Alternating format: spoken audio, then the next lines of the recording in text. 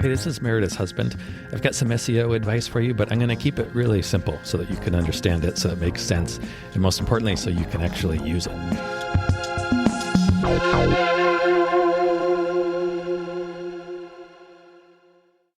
Last episode, we talked about, if you remember, using AI to help you create content rather than to create content for you. Yes. For SEO, because there's so many tools out there. They're like, with our new AI tool, yes, just enter your keyword and we'll blog and you'll be at the top of Google, blah, blah, blah. And we'll do it in your voice and it'll be perfect and nobody will know. Okay, so I talked about that a little bit and how you want to use AI to help you create content, but you have to be the author. You are the expert in the content that you are creating. That's super important for SEO. Yes. And I talked about the concept of document, don't create. Remember? Yes. In helping, because it's, coming up with things to blog about and write about is tricky. Yes. A lot of times it does not second nature. No. And the concept that Gary Vaynerchuk used to say, document, don't create, kind of helps, hopefully, helps give you some ideas of what you can create. Yes. Now, that's a good start. Yes. But it's not that strategic. No. Because what do you start? What do you start with? It's also not that comprehensive because you probably want to rank for some keywords, right? Right. So if you're documenting and using that to create content, that content's probably not going to be that specific, okay? Like this podcast, for example. I talk about a bunch of different stuff. It's not really that specific. Well, it's all under the umbrella. Exactly. But on its own, it's not really going to get me to the top of Google for any one keyword, right? So it's not really a comprehensive strategy. It's a good start. It's a really great start to help you, and it's a good way to easily create some content. Yes. But it's not the full strategy. Okay. So, and this is the tough part of creating content, tough part of SEO. What do you write about? What do you blog about? Now, I can't tell you exactly I can't tell you. Really? Doing a podcast, I can probably tell you, but I'll do that later. I can't tell listeners one thing and they all go out, because the goal is to be the author themselves, right? So I can't do that. What I can do is I can use what I have done as an example to hopefully help illustrate that. So I need to create content also, right? Yes. I need to create resources. I've talked many, many times about how your blog should be a resource. Yes. Now, top level, let me ask you, what do you think my keywords, my keyword targets are, just off the top of your head? Because this is where a lot of people they go wrong in the very beginning. Okay. So I'm counting on you to get this wrong. I'm looking forward to it. I actually like being wrong. I would think it would be SEO, teaching. Mm-hmm. That's exactly what I would think you would think, and what most people would think. And SEO. And to be a resource?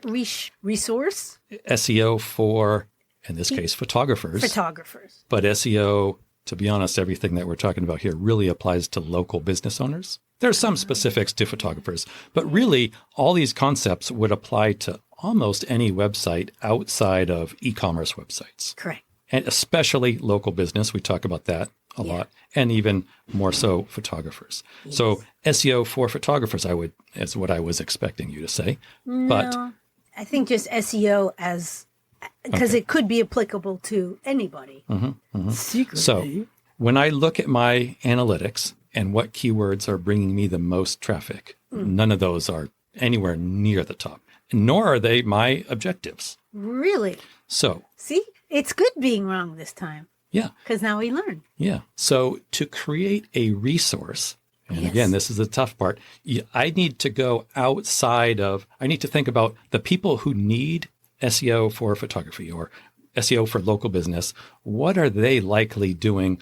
What resource can I provide to them? Then they can find me. That is a much less competitive. I can get to the top of Google more easily for something like that that's going to be less competitive. So how would you describe that in keywordy?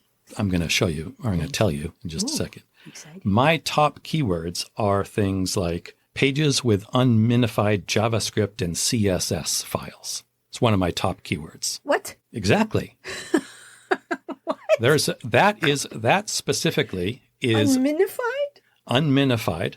I also have uncached JavaScript and CSS files. These are blogs that I have created to help fix specific SEMrush issues. Okay. Do you know how many people are searching for that in particular? No. Unminified JavaScript and CSS files? I do not. Thousands per month. I get thousands of impressions. I get hundreds, if not thousands of visitors for just that keyword. And I have 100 of those blogs for all different SEMrush issues. Issues. That's one way I create a resource. Okay. And how I get to the top of Google. I would never get to the top of Google for SEO or SEO for local business owners, but unminified JavaScript and CSS files. And now guess what? Those are people who are using SEMrush and don't know they don't know what this means. Right. So they Google it, they look it up. They are already using SEMrush and they don't know how to do things. That is my prime audience. Of course it is. Nor you can help them. That's not really that competitive a term. I mean, think about it. Only SEMrush is going to probably rank above me, although sometimes I rank above SEMrush. Wow. There's no real incentive, or people don't think about it this way. They don't think there is an incentive for ranking number one for terms like that. But that's exactly when I want to get myself in front of people. When do you want to get yourself in front of people? Right.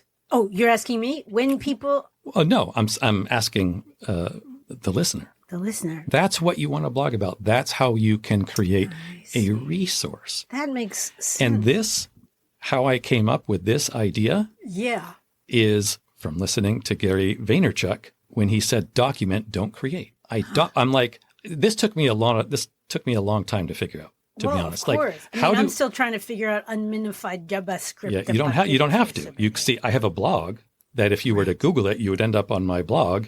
And I would explain it to you in a short little video and what to do about it. Are you going to include that link in this episode? Sure. You should. So it took me a while to figure out what, document, don't, I get it, but what does it mean? Document what? My walk to work? What am I documenting? And then it started to click as I was just working throughout the day, the things that I do. I'm fixing SEMrush issues for clients. What I'm doing is I'm fixing issues like unminified JavaScript and CSS files. So you remember during COVID, and I kept, when we were at home for like a year and a half, and I would shout down to you, I'm like, I'm making a video. Yeah. This was what I was doing. I was blogging about 100 different SEMrush issues. Huh.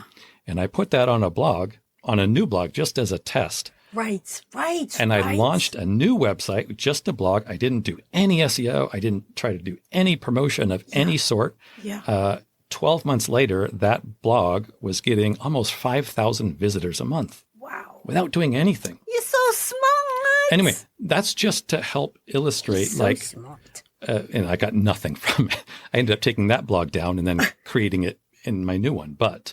And so in doing that, exactly how did I do that? Well, I kind of used the method that we talked about last week. I used AI. I did a screen recording. I had a transcript generated using AI. During COVID? Not during COVID, but when I re-released that blog. Did it. Yeah. Okay. So that initial blog was just a video. Wait a minute, there was AI during COVID?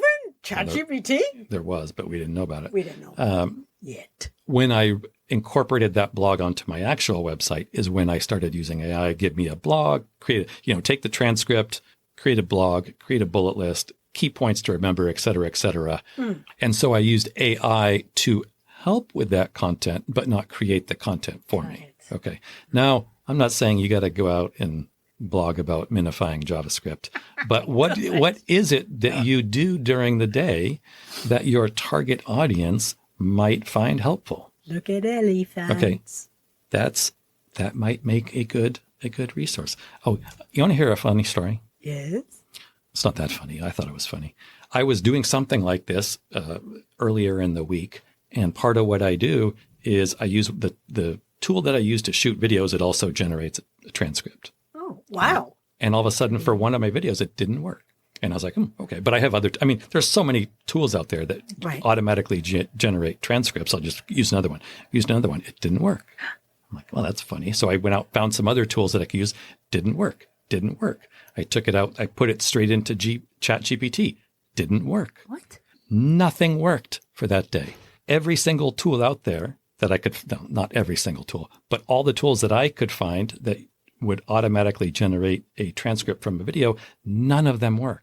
And it made me think that all those tools are using the same source, probably ChatGPT, to generate transcripts. And if ChatGPT wasn't working for some reason, none of them were working. I don't know, just my theory. It's a nice theory. It was very interesting, like, because it's never happened before. Anyway, isn't that a fun story?